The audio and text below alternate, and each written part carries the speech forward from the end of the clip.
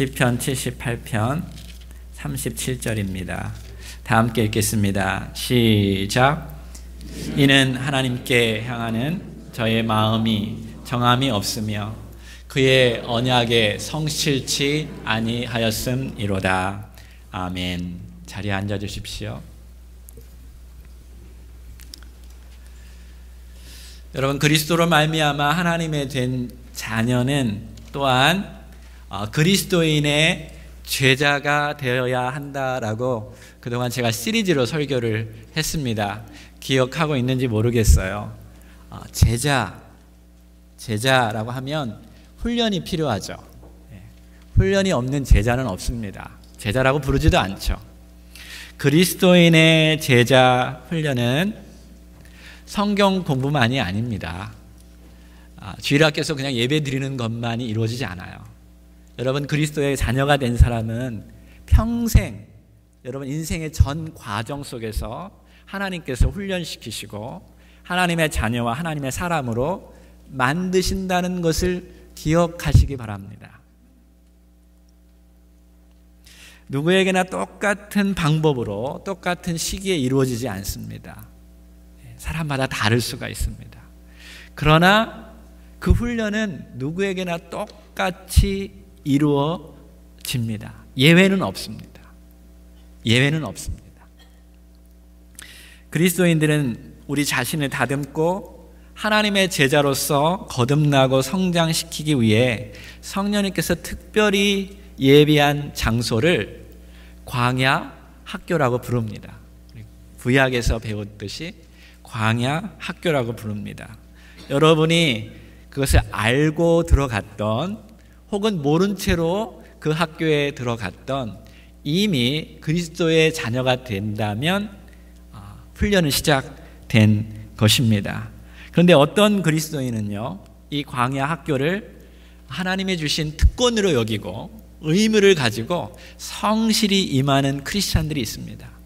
그런데 어떤 크리스찬들은 그 시기가 오히려 왜 하나님은 나는 이런 환경을 주셨는가 하면서 오히려 원망하고 불평하며 과거로 돌아가려는 그런 마음 때문에 억지로 끌려가는 우리 크리스찬들도 종종 보게 됩니다.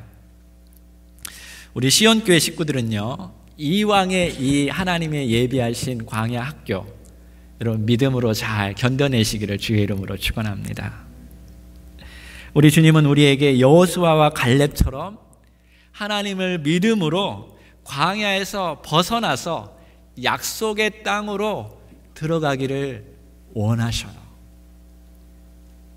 근데 불행하게도 성경은 하나님을 믿었던 이스라엘 백성들의 대부분은 그 약속의 땅에 들어가지 못했습니다. 이 부분을 사도 바울이 오늘날 그리스도를 따르는 제자들에게 기억하라고, 명심하라고 권고하고 있어요.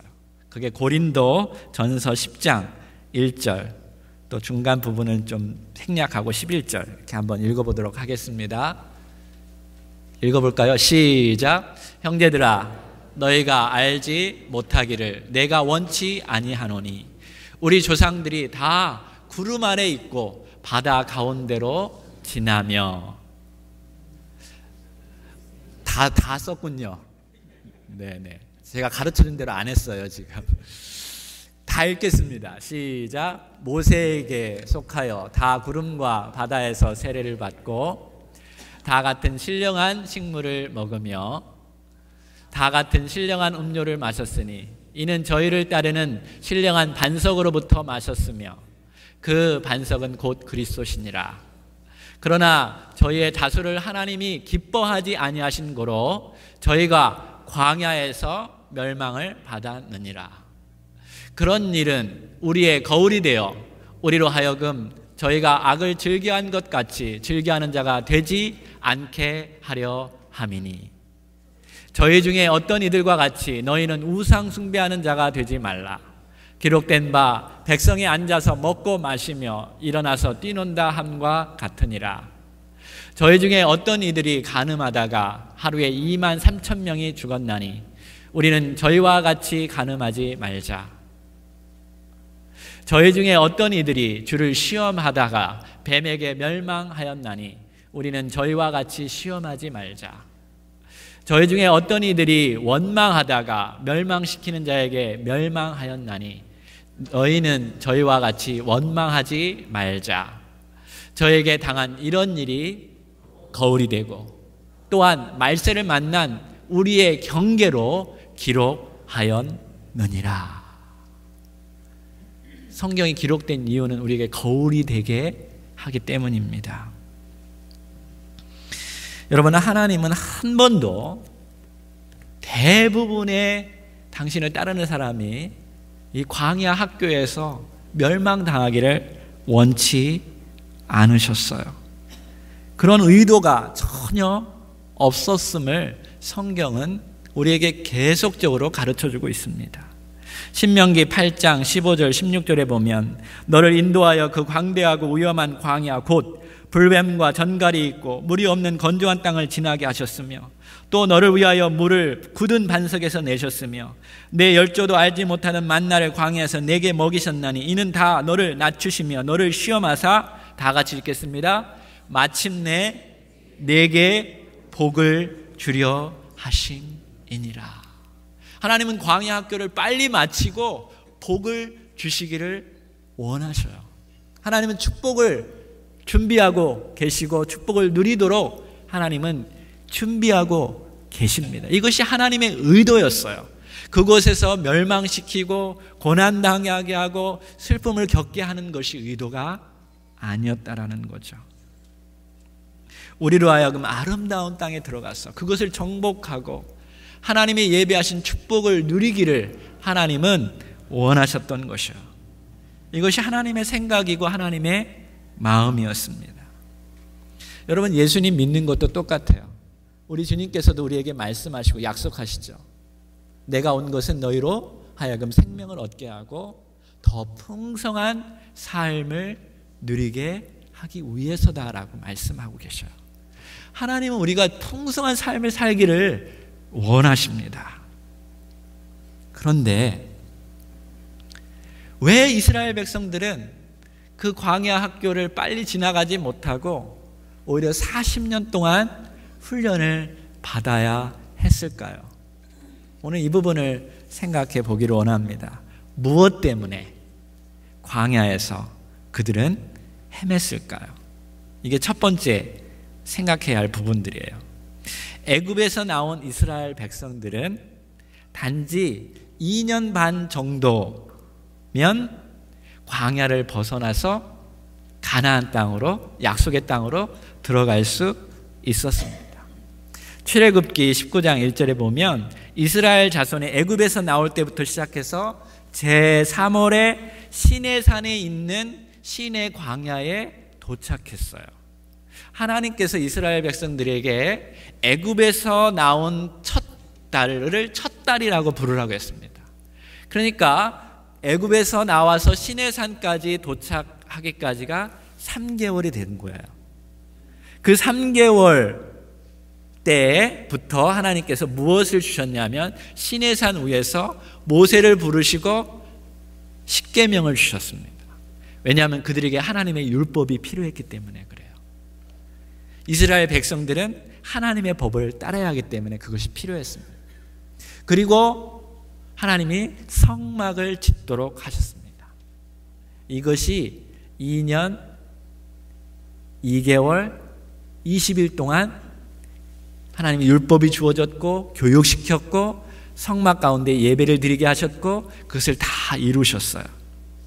자, 이거를 민수기 10장 11절에 이렇게 말합니다. 제2년 2월 20일에 구름이 증거하게 떠오르매 이스라엘 자손이 시내 광야에서 출발하여 떠나갔다라고 말합니다.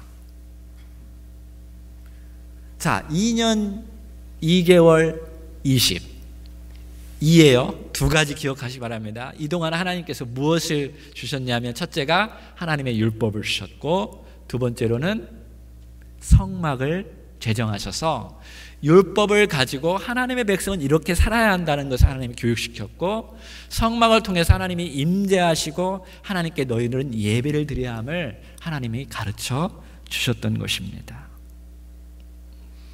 자, 이제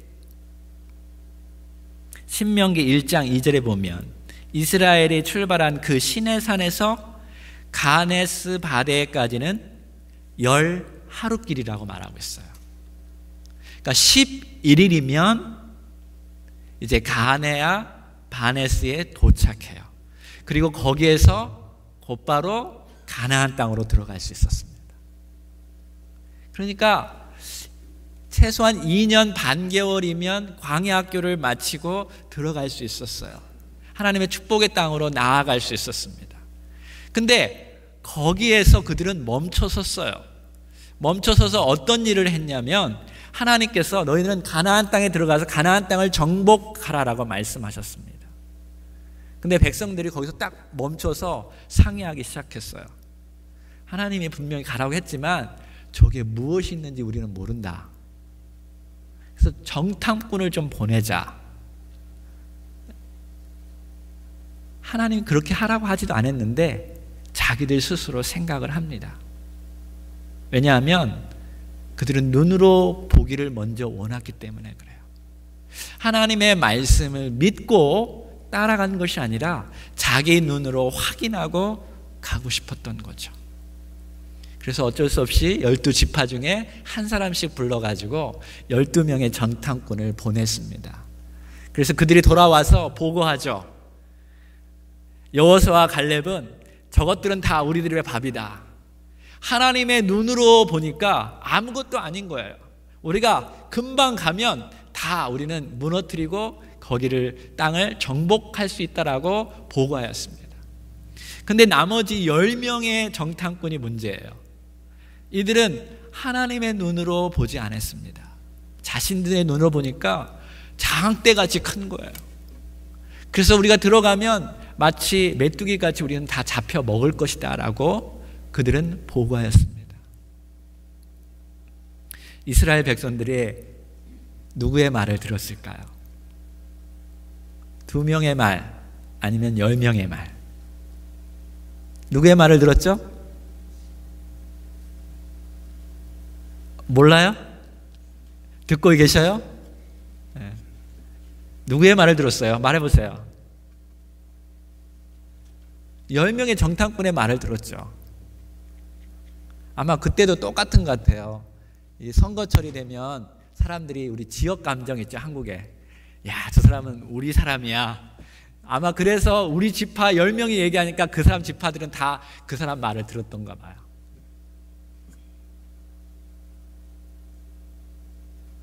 그리고 부정적인 거를 사람들이 잘 듣습니다.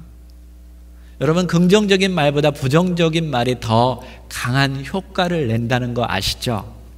왜 그렇죠? 두렵기 때문에 그렇습니다. 거기 쳐들어갔다가 우리 다 죽으면 어떻게 되나 두려워했던 거예요. 자, 시작부터 잘못됐어요. 그렇게 해서도 안 됐어요. 그냥 들어갔었어야 돼요. 근데 그들은 눈으로 보기 시작했고 결국은 사람들의 말을 듣기 시작했어요.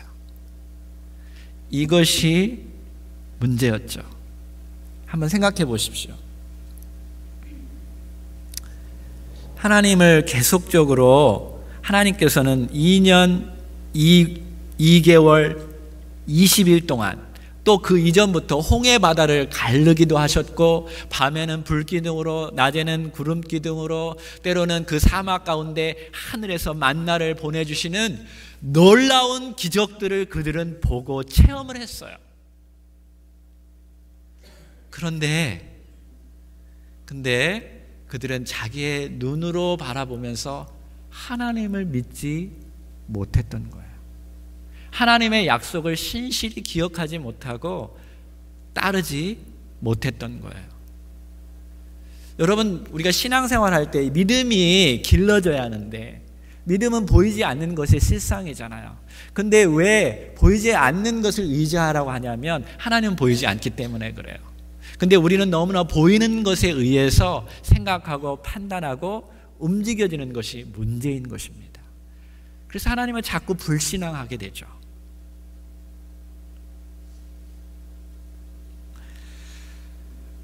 오늘 우리 다시 한번 광야에서 그들이 왜 헤매었는가? 그들은 하나님의 말씀대로 믿음으로 움직이지 아니하고 자기의 눈으로 판단하고 눈으로 본 것을 의지했기 때문이라는 것을 여러분 기억하시기 바랍니다. 그래서 하나님께서는 이제 실증이 나신 거예요. 내가 그렇게 너희들이 원망하고 짜증 부려도 용서하고 또 기적을 베풀어주고 또 용서하고 또 기적을 베풀었는데 여전히 그렇게 인간적으로 하나님을 믿지 아니하고 자신을 하나님을 신뢰하지 않으니까 하나님께서는 이번에는 진노의 말씀을 퍼부으십니다. 민수기 14장 29절 35절에 보면 이렇게 말하고 있어요.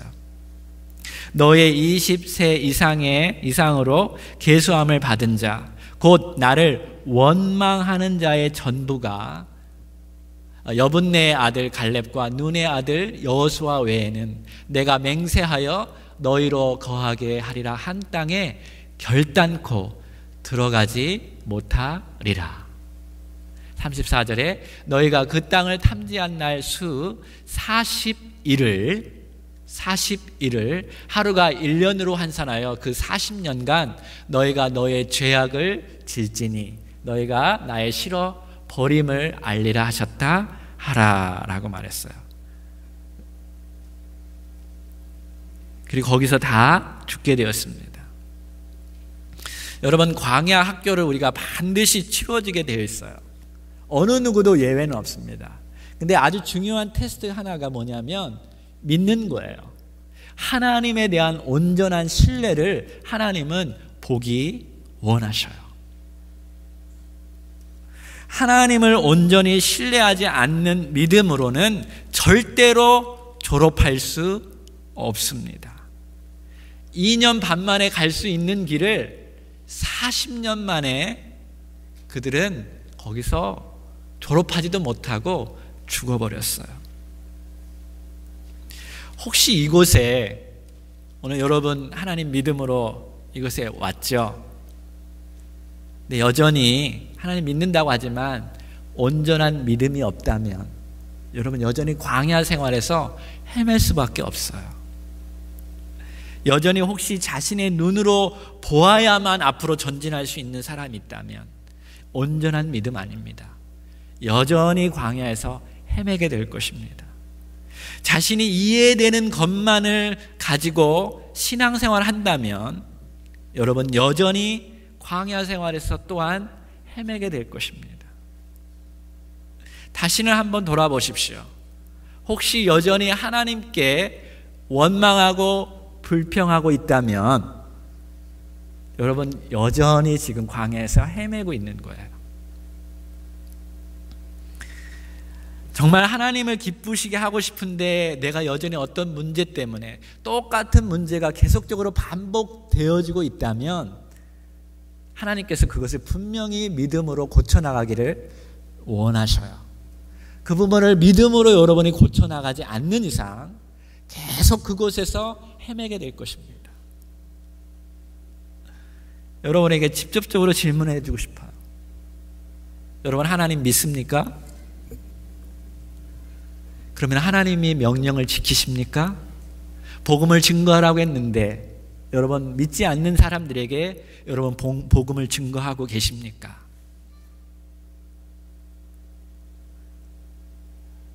여러분은 하나님께 예물 드리고 계십니까? 하나님 11조를 받기를 원하시는데 여러분 11조를 하나님께 드리십니까? 여러분은 하나님의 일을 하고 계신가요? 정말 기쁨으로 감사함으로 주어진 것에 온전히 하나님 여러분의 시간과 여러분의 삶을 드리고 계십니까? 여러분 하나님은 온전한 믿음을 원하셔요. 저는 우리 교회가 여기까지 온 것은 우리 교회 하나님을 향한 온전한 믿음의 장수들이 있었기 때문에 오늘까지 존재할 수 있었다고 저는 믿습니다. 이 중에 어떤 이들은 자신을 하나님께 바쳤습니다. 자신의 물질을 하나님께 바쳤습니다. 자신의 시간을 하나님께 바쳤습니다. 자신의 재능을 하나님께 바쳤습니다. 그리고 하나님을 먼저 우선순위를 삼고 그들이 최선을 다했기 때문에 이 믿음으로 여기까지 온 줄로 저는 믿고 하나님께 영광과 존귀를 돌려드립니다. 그렇다면 이 불신앙의 근본 원인은 무엇일까요? 왜 하나님은 계속적으로 우리에게 은혜를 베풀었는데도 불구하고 우리는 왜 계속적으로 하나님을 원망하고 불평하고 왜 넘어질까요? 왜 믿음으로 나아가지 못할까요? 그것은 우리 안에 두 마음이 있기 때문에 그래요. 이 두 마음의 문제를 해결하지 못하기 때문에 그렇습니다. 시편 78편 13편에서 13절에서 20절 그리고 37절을 한번 읽어보겠습니다. 지금 계속 반복하는 거예요. 하나님이 이렇게 은혜를 베풀어 주었는데 우리 인간은 계속적으로 잘못을 범하는, 그러면서 하나님이 그 원인을 위해서 시편 기자는 이야기해 주고 있어요. 같이 한번 읽어보겠습니다. 시작.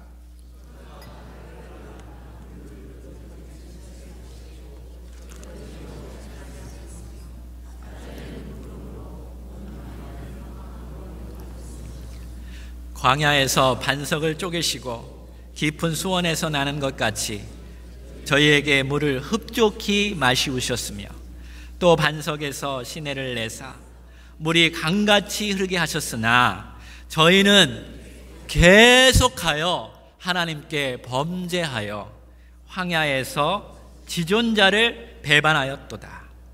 저희가 저희 탐욕대로 식물을 구하여 그 심중에 하나님을 시험하였으며 그뿐 아니라 하나님을 대적하여 말하기를 하나님이 광야에서 능히 식탁을 준비하시랴 저가 반석을 쳐서 물을 내시며 시내가 넘쳤거니와 또 능히 떡을 주시며 그 백성을 위하여 고기를 예비하시냐 하였도다. 37절 한번 읽어볼까요? 시작. 이는 하나님께 향하는 저의 마음이 정함이 없으며 그 언약에 성실시 아니하음이로다. 하나님을 향한 그들의 마음이 곧지 못한 거예요. 여기 정함이 없다라는 것이요 모든 문제의 뿌리인 거예요. 그들은 애굽에서 나왔습니다. 몸은 빠져나왔어요. 나머지 부분들은 다 내려놨습니다. 그리고 홍해를 건너므로 인해서 완전히 애굽 사람들과 분리되었어요. 육신적으로는 분리되었지만 중요한 것은 이거예요. 마음은 분리되지 않았어요. 육신적으로는 여러분이 지금 교회에 왔지만 마음은 세상과 분리되지 않았다라는 거죠. 이게 모든 문제의 뿌리라는 거예요. 오늘날 이 시대에도 많은 그리스도인들이 예수님을 따릅니다. 교회에 다닙니다. 신앙생활 시작합니다. 선교지로 떠납니다. 직장으로 가서 복음을 증거하려고 합니다. 근데 어느 순간에 다시 과거를 돌아보면서 힐끔힐끔 세상을 쳐다보죠. 특별히 어려운 시기에, 특별히 내가 좀 뭔가 부족한 시기에, 고난이 올 때 그때가 좋았는데, 예수님 믿지 않았을 때가 오히려 편했는데, 이스라엘 백성들이 똑같이 그랬어요. 애굽이 좀 더 좋았던 것 같아. 그때 먹을 것도 풍성했고 배부르게 먹고 살았는데. 근데 여러분 실상은 어떻죠? 애굽에서 그들은 어떻게 살았죠? 노예 생활했어요. 억압당했어요. 그래서 눈물을 흘려서 하나님이 꺼집어냈는데 지금은 오히려 다시 그곳을 쳐다보고 있는 거예요. 여러분, 눈물을 흘리고 하나님 나를 살려달라고 해서 예수님 믿게 하고 하나님 자녀 삼아주시고 은혜를 베풀어 주었는데 어느 순간에 똑같이 예수님 안 믿었을 때가 좋았던 것 같은데, 그때의 생활이 더 편했는데, 그때의 쾌락이 더 좋은 것 같은데, 정말 그런가요? 안 그렇잖아요. 신명기 11장 5절에 보니까 이렇게 말해요. 우리가 애굽에 있을 때는 값없이 생선과 외와 수박과 부추와 파와 마늘을 먹은 것이 생각나거늘. 하나하나 다 생각나는 거예요. 우리도 그렇죠. 여기 미국에서 오래 살다 보면 한국에 있었을 때가 좋았는데, 그죠? 가끔 그런 생각을 하잖아요. 제가요, 이번에 제 자신이 깜짝 놀란 게 뭐냐면, 저희 부모님하고 또 제가 충청도에서 자랐어요. 네. 그래서 부모님하고 이렇게 얘기하는데 어느 순간에 제가 충청도 사투리가 나오더라고요. 그래요, 아버지? 아니, 그랬어요. 아니, 그게 자동으로 그냥 나오는 거예요. 왜? 거기서 제가 오랫동안 살았기 때문에. 그게 젖어 있었던 거예요. 근데 오랫동안 제가 그걸 잊어버리고 있었는데 아버지, 어머니가 얘기하다 보니까 아이, 그래요. 그냥 나오는데 그게 제가 깜짝 놀랐어요. 평상시에 사투리를 안 쓰는데. 그렇지요? 안 쓰지요? 근데 이게 나오더라고요. 여러분, 신앙생활을 하다가도요, 좀 어렵고 힘들고 또 과거의 어떤 부분들을 만나게 되면 습성으로 돌아가게 돼 있는 거예요. 돌아가려고 그래. 왜? 우리가 그렇게 오랫동안 살아왔기 때문에. 과거에 젖어서, 쾌락에 젖어서, 세상 문화에 젖어서 거기에 살았기 때문에 거기가 좋은 것처럼 느껴지는데요, 실상은 안 그랬어요. 실상은 노예처럼 살았어요. 실상은 자유가 없었어요. 진짜 자유는 그리스도 안에 있는 것을 믿으시기 바랍니다. 그것이 정말 행복하고 영원한 천국을 예비하시고 하나님의 축복이 있는데 넘어가는 거죠. 여러분, 겉모습, 행동, 말, 이런 건 금방 변할 수 있어요. 사람들 앞에요, 변했다라고 보여줄 수 있어요. 문제는 여기에요, 여기. 여기 안 변하면 계속 뺑뺑 도는 거예요, 광야에서. 두 마음을 품으면, 세상을 여전히 의지하고 거기로 가려고 하면 여러분 안 돼요. 하나님 거기에서 도저히 더 앞길로 나아가지 않도록 못하도록 하셔요. 예수님께서도 마음에 대해서 이야기하면서 늘 이렇게 말씀하셔요. 너희가 재물과 하나님을 동시에 섬길 수 없다. 너희들은 동시에 섬기려고 하는데 그건 말도 안 되는 일이야. 하나님은 결코 그걸 원치 않아요. 야고보도요, 두 마음을 품으면 너희가 하나님으로부터 아무것도 받지 못할 것이다 라고 말씀하셔요. 그래서 우리가 신앙생활 할 때 두 가지는 가질 수 없어요. 따라서 해볼까요? 하나님께 전부 아니면 전무이다. 무슨 뜻인지 알죠? 전부 하나님께 드리던가 아니면 전부 다 잃던가, 둘 중에 하나예요. 전부 아니면 전무입니다. 70%도 안 돼요. 99%도 안 돼요. 하나님 100%를 드리기를 원하셔요. 그때 그러한 믿음이 형성될 때에 여러분 가나안 땅에 들어갈 수 있습니다. 하나님 기쁘시게 할 수 있어요. 하나님은 우리의 창조주 하나님이십니다. 우리의 생사 화복을 주관하시는 하나님이셔요. 여러분 장담하지 마십시오. 여러분 내일 살 수 있다는 보장 있는 분 계십니까? 내일 하나님의 생명을 거두어 가신다면 그때 후회할 수 없어요. 지금 지금 하나님께 100% 드리세요. 두 마음, 이 두 마음에서 한 마음으로 회복시킬 수 있는 방법을 소개해 드리겠습니다. 세 가지. 첫 번째, 전심으로 기도하십시오. 우리 옆 사람에게 한번 말해 볼까요? 우리 전심으로 기도합시다 라고요. 에레미야서 29장 13절 다 같이 읽겠습니다. 시작. 너희가 전심으로 나를 찾고 찾으면 나를 만나리라. 하나님 말씀하셨어요. With all your heart, 전심으로 찾으면 하나님 만나게 해주신대요. 역대하 16장 9절 다 같이 읽겠습니다. 시작. 여호와의 눈은 온 땅을 두루 감찰하사 전심으로 자기에게 향하는 자를 위하여 능력을 베푸시나니. 여기까지 읽겠습니다. 전심으로 자기에게 향하는 자에게 능력을 베푸신대요. 여러분, 언제 주님을 만나셨나요? 언제 주님을 만나셨나요? 전심으로 찾을 때 만나지 않으셨어요? 하나님, 전심으로 찾을 때. 그 전심으로 찾을 때가 언제였죠? 행복하고 즐거울 때? 절대로 그렇게 하지 못하죠. 이스라엘 백성들이 전심으로 하나님을 찾을 때가 언제였죠? 노예 생활하고 억압당하고 핍박당하고 자녀들이 죽어져 갈 때, 통곡하면서 전심으로 하나님을 찾고 의지하니까 하나님 그 기도를 들으시고 모세를 세우시고 그들을 만나시고 그들을 애굽에서 이끌어냈어요.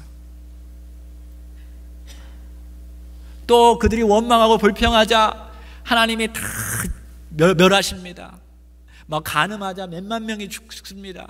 그때 또 그들은 무릎 꿇고 하나님 살려주십시오, 도와주십시오, 더 죽으면 안 되겠습니다. 전심으로 찾았어요. 혹시 지금 고난의 시기, 역경의 시기가 있다면 여러분 전심으로 주님을 찾으시기 바랍니다. 주님이 만나셔요, 위로하셔요, 함께 하셔요, 능력을 베풀어 주십니다. 영어로 미국에 왔으니까 들어보세요. When man walks, man walks. When man pray, God walks. 발음이 좀 못해서 여러분이 이해를 못하는 것 같은데 우리 사람이 일한 만큼 일해요. 근데 사람이 기도하면 하나님이 일하신다는 거예요. 하나님이 일하면 하나님의 사이즈만큼 일이 이루어지는 것인 걸 믿으시기 바랍니다. 어제 토요일 날 제가 잠깐 소개해 드렸는데 저희 어머님 얘기 또 한 번 해야 할 것 같아요. 20년 동안, 지난주에도 얘기했지만 20년 동안 정말 저희 가정에 풍파가 많았어요. 저희 가정 전체가 그랬어요. 저희 형님도, 저희 아버님이 부도나고, 그러면서 형님도 또 똑같이 같이 이제 부도나고, 그 다음에 사랑하는 아들을 잃고, 그래서 빚의 빚더미에 20년 동안 고난과 고초를 다 당하셨어요. 사람들하고도 다 친한 사람들도 떠나가고, 할 수 있는 건 기도밖에 없었어요. 고난 속에서 저희 어머님은 늘 기도하였습니다. 저희 가정도 풍파가 참 많았어요. 허리케인 카트리나, 제 아내 수술했고, 또 교회 이렇게 개척하고, 여러 가지 일들이 있었는데, 그러면서 저희 어머님이 한국에서 여전히 경제적으로 그렇게 지금 다 온전치는 않지만 하나님께 그렇게 기도했다는 거예요. 여전히 지금 힘든데 왜 굳이 내가 지금 미국에 가야 합니까? 아들도 힘들 텐데. 라는 기도를 드렸대요. 왜 내가 지금 미국에 가야죠? 근데 지난 일주일 동안 기도하면서 하나님이 응답하셨다라는 거예요.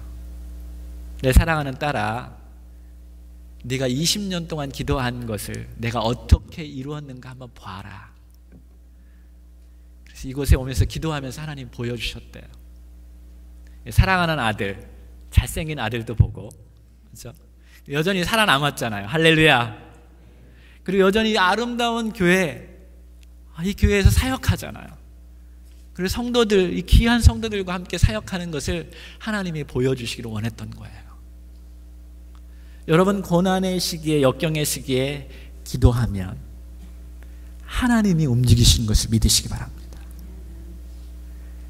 우리가 가장 소원하는 것을 하나님이 움직여서 준비하고 계셔요. 저희 어머니 가장 소원하는 게 뭔지 아세요? 제가 잘 되는 일이에요. 하나님이 이렇게 이루어 주신 것을 보면서 얼마나 많이 우시고 저에게 간증했는지 몰라요. 여러분, 역경의 시기에, 고난의 시기에 여러분 기도하면 언젠가 하나님께서 여러분이 생각한 그 이상으로 역사할 줄로 믿습니다. 절대로 그래서 기도를 포기하면 안 돼요. 전심으로 기도하십시오. 하나님이 반드시 응답해 주실 것입니다. 이것이 여러분의 간증이 되고 우리 모두의 간증이 되기를 소망합니다. 두 번째, 전심으로 회개하십시오. 다시 한번 말해볼까요? 옆 사람에게 우리 전심으로 회개하십시오. 네. 미안하죠? 너부터 회개하라. 나부터 회개해야 하는데. 네. 사무엘상 7장 3절 다 같이 읽겠습니다. 시작.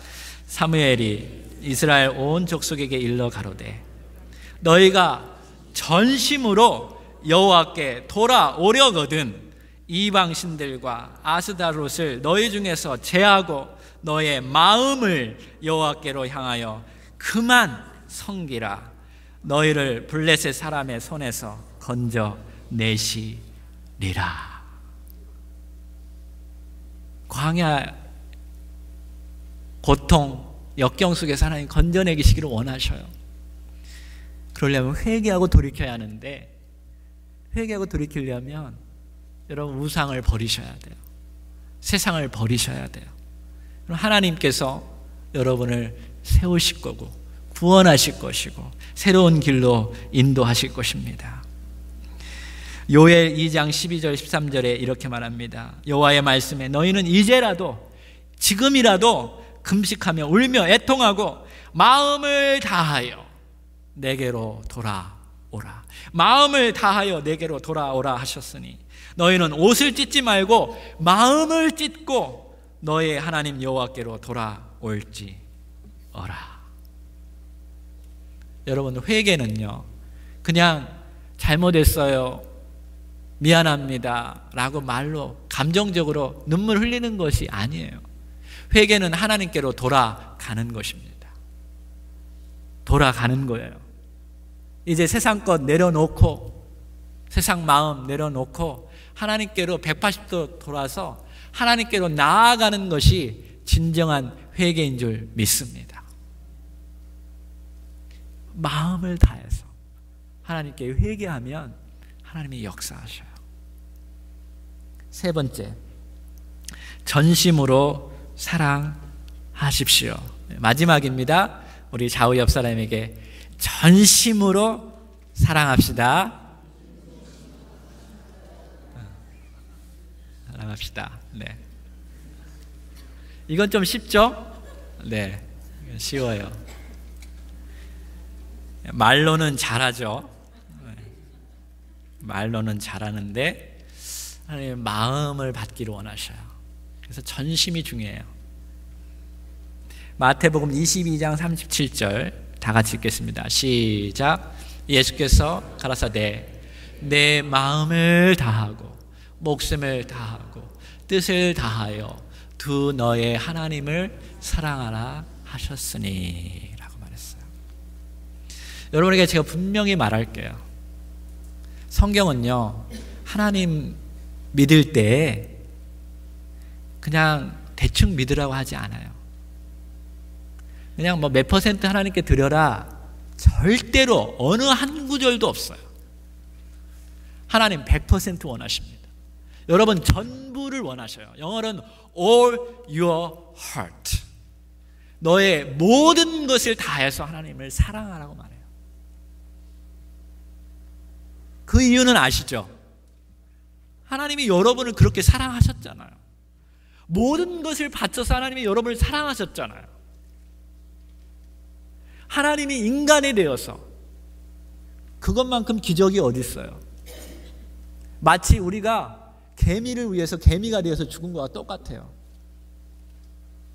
근데 하나님이, 창조주 하나님이 피조물같이 되어서 피조물을 위해서 죽은 것이 얼마나 큰 사랑인지 여러분 아십니까?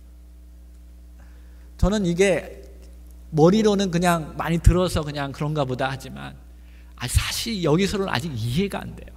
그 하나님의 크레이지한 사랑을 이해가 안 돼요.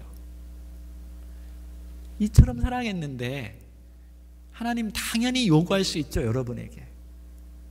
안 그래요? 이성적으로? 내가 여러분에게, 여기 신부사님에게 10억을 줬어.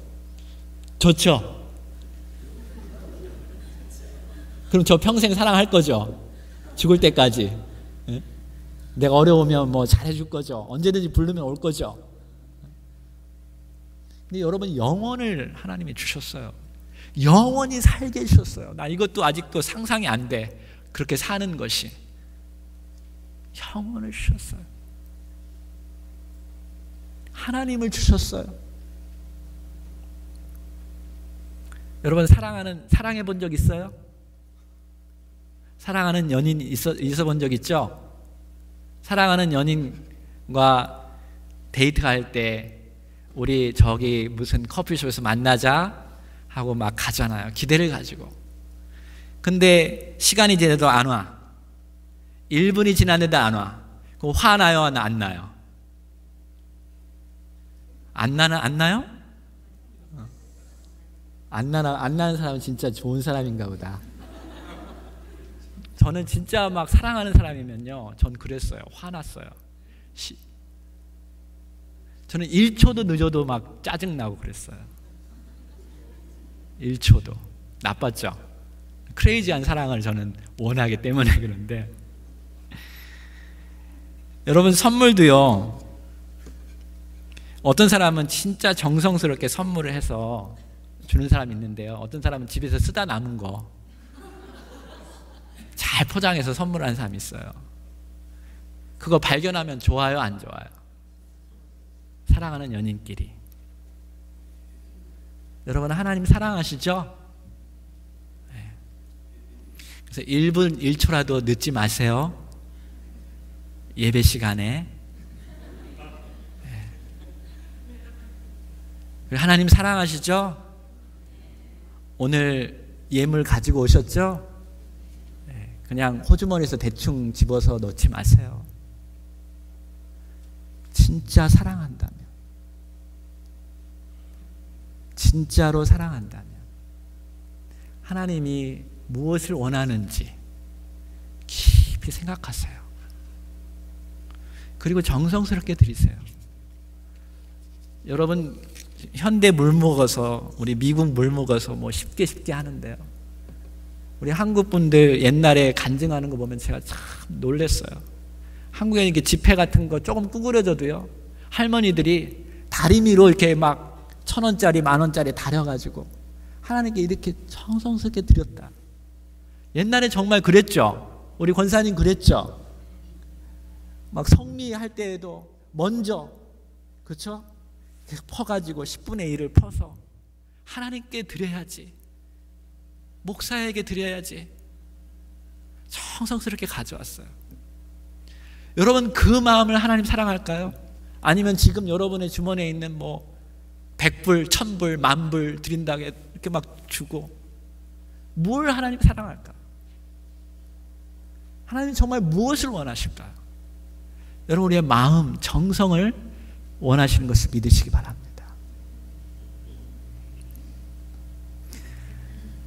진심으로 하나님을 사랑하면 여러분, 문제들이 해결돼요. 두 마음도 없어질 수 있어요. 내가 하나님을 정말 진심으로 사랑하리라 라고 하면 여러분, 세상 잊어버릴 수 있어요. 세상에 여러분을 막 붙들고 끄집어내고 막 중독하게 하고 막 나를 어렵게 하는 거 있잖아요. 하나님 막 전심으로 붙잡고 하나님 사랑합니다, 하나님 의지합니다 라고 계속 하나님 붙들기 시작하면요, 문제들은 저절로 해결되게 되어 있어요. 왜 힘듭니까? 하나님을 전심으로 사랑하지 않기 때문에 그래요. 뭔가 내가 세상적인 것을 의지하기 때문에 힘든 거예요. 여러분, 우리가 하나님을 전심으로 사랑하게 되면 미워하는 사람도 그렇게 미워하지 않게 돼요. 한번 해보세요. 아침마다 새벽마다 무릎 꿇고 그 사람을 놓고 하나님 하고 하나님 사랑합니다, 하나님 사랑합니다, 하나님 사랑합니다 하면서 첫째 날은 잘 안 돼도요, 한 7째 날쯤 되면은 그 사람도 아유 그렇구나 이해되고, 이제는 하나님의 눈으로 보게 되니까 용서가 되고 받아지게 되는 거예요.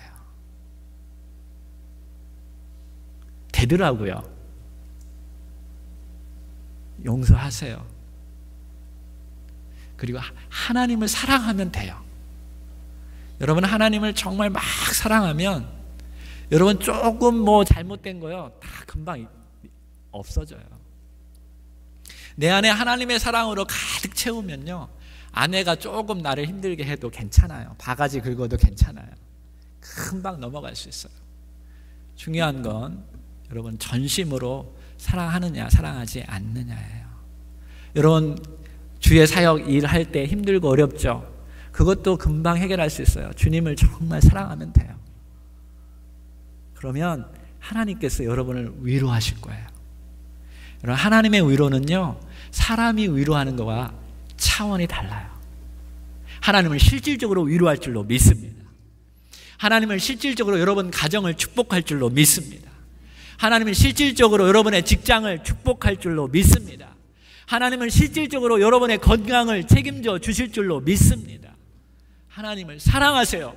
하나님을 의지하세요. 하나님을 전심으로 찾고 회개하고 사랑하는 여러분 모두가 되기를